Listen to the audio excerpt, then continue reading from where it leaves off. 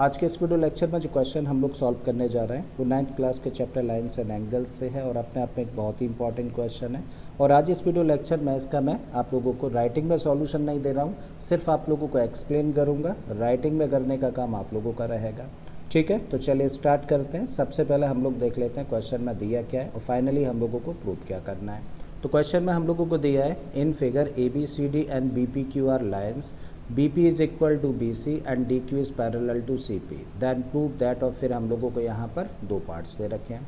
तो भाई फिगर हम लोगों को दे रखी है यहाँ पे और फिगर में बोला गया है कि ABCD क्या है, ABCD एक स्ट्रेट लाइन है, साथ में BPQ भी क्या है, ये भी एक स्ट्रेट लाइन है। उसके बाद बोला गया है कि जो BP लाइन सेगमेंट है, मतलब ये वाला जो लाइन सेगमेंट है that is equal to BC line segment. और फिर बोला है कि जो DQ लाइन सेगमेंट है that is parallel to PC। इसका मतलब ये जो दो लाइन्स है वो आपस में पैरेलल हैं। तब फर्स्ट पार्ट में हम लोगों को प्रूव करना है कि CP is equal to CD। तो CP का मतलब ये लाइन सेगमेंट किसके इक्वल है, इस लाइन सेगमेंट के इक्वल है। ये हम लोगों को फर्स्ट पार्ट में प्रूव करना है। सेकंड पार्ट में हम लोगों को प्रूव करना है कि DP बाइसेक्ट्स एंगल CDQ। तो ये जो लाइन सेगमेंट है एंगल बाइसेक्टर है किसका, इस एंगल CDQ का। ऐसा हम लोगों को दूसरे पार्ट में प्रूव करना है। ठीक है, तो चलिए स्टार्ट करते हैं। और स्टार्ट कर रहे हैं हम लोग इस क्वेश्चन को करना इस ट्राइंगल से। कौन सा ट्राइंगल, ट्राइंगल BPC। तो ट्राइंगल BPC में जब हम लोग आए तो देखिए हम लोगों को क्वेश्चन में क्या दिया है कि BP किसके इक्वल है, BC के इक्वल है। मतलब इस ट्राइंगल में ये साइड इस साइड के इक्वल है। और हम लोग जानते हैं कि कभी भी किसी भी ट्राइंगल में अगर कोई भी दो साइड्स इक्वल हों तो उन इक्वल साइड्स के जो सामने वाले एंगल्स होते हैं वो भी आपस में कैसे होंगे, इक्वल। मतलब BP जो साइड है इसके सामने वाला एंगल क्या है, देखिए ये वाला है, ठीक है, जो अभी हम लोगों ने शेड किया है। तो ये एंगल इक्वल होगा किसके, इस साइड के सामने वाले एंगल यानी कि इस एंगल के। तो दोनों एंगल्स कैसे हो जाते हैं, ये दोनों एंगल्स आपस में इक्वल हो जाते हैं। और जब ये दोनों एंगल्स आपस में इक्वल हैं तो मान लेते हैं कि बेटा कुछ तो मेज़रमेंट इनका रहा होगा। तो मान लीजिए ये एंगल कितने डिग्री का है, Y, तो ये भी कितने डिग्री का होगा, Y डिग्री का होगा। बात यहाँ तक क्लियर है। अब बेटा फिर से इस ट्राइंगल को हम लोग देखें तो BPC एक ट्राइंगल है और इस ट्राइंगल की देखिए इस CB साइड को आगे प्रोड्यूस किया गया है कहाँ तक, पॉइंट A तक। और जब हम लोगों ने इस साइड को प्रोड्यूस किया तो प्रोड्यूस की गई साइड और इस ट्राइंगल की दूसरी साइड से मिलकर ये एंगल बन रहा है। इसका मतलब इस ट्राइंगल के लिए क्या हुआ, एक एक्सटीरियर एंगल हुआ।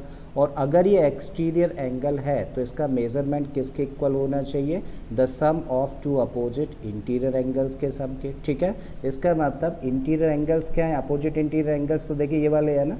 इसका मतलब y प्लस वाई किसके इक्वल होना चाहिए, 4x के। मतलब 2y होना चाहिए 4x के इक्वल। तो इस तरीके से y की वैल्यू क्या निकल आई, 4x अपॉन 2। कैंसिल कर दें तो y की वैल्यू क्या निकल आती है, y की वैल्यू निकलती है 2x। अब हम लोग क्या कह सकते हैं भाई, y किसके इक्वल है, 2x के इक्वल है। मतलब ये एंगल हमारे लिए कितने डिग्री का है, 2x डिग्री का, और ये भी 2x डिग्री का होगा। अब आ जाते हैं देखिए हम लोग इस ट्राइंगल पर, क्या नाम है इसका, ट्राइंगल PCD पर। और जब हम लोग इस ट्राइंगल की बात करें तो इसकी इस साइड को आगे प्रोड्यूस किया गया है और जब इसकी साइड को आगे प्रोड्यूस किया गया है तो इस ट्राइंगल के केस में ये वाला जो एंगल होगा वो क्या होगा, एक एक्सटीरियर एंगल होगा। और इसका मेज़रमेंट अब हमारे लिए क्या है, 2x। ठीक है, और अगर ये एक्सटीरियर एंगल है तो इसका मेज़रमेंट किसके इक्वल होना चाहिए, sum of two opposite interior angles. और बेटा दो अपोजिट इंटीरियर एंगल्स कौन से हैं, एक तो देखिए ये वाला जो ऑलरेडी हम लोगों को कितना दे रखा है, x दे रखा है, और दूसरा होगा बेटा ये वाला एंगल। अगर इसको मैं 1 कह दूं तो एंगल 1 प्लस x किसके इक्वल होना चाहिए, 2x के इक्वल होना चाहिए। तो angle 1 plus x equal to और 2x। और इस तरीके से एंगल 1 कितना निकला, 2x माइनस एक्स, और 2x माइनस एक्स का मतलब x। मतलब एंगल 1 का भी मेज़रमेंट कितना आ गया, x आ गया।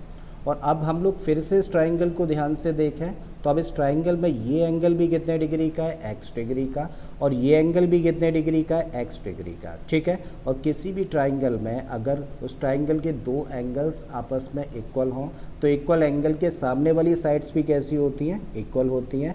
मतलब इस एंगल के सामने वाली साइड क्या है, CD, और इस एंगल के सामने वाली साइड क्या है, PC। तो इसका मतलब CD किसके इक्वल हो जाता है, PC के इक्वल हो जाता है। या फिर कह लीजिए PC किसके इक्वल है, CD के इक्वल है। इस तरीके से देखिए फर्स्ट पार्ट प्रूव हो गया।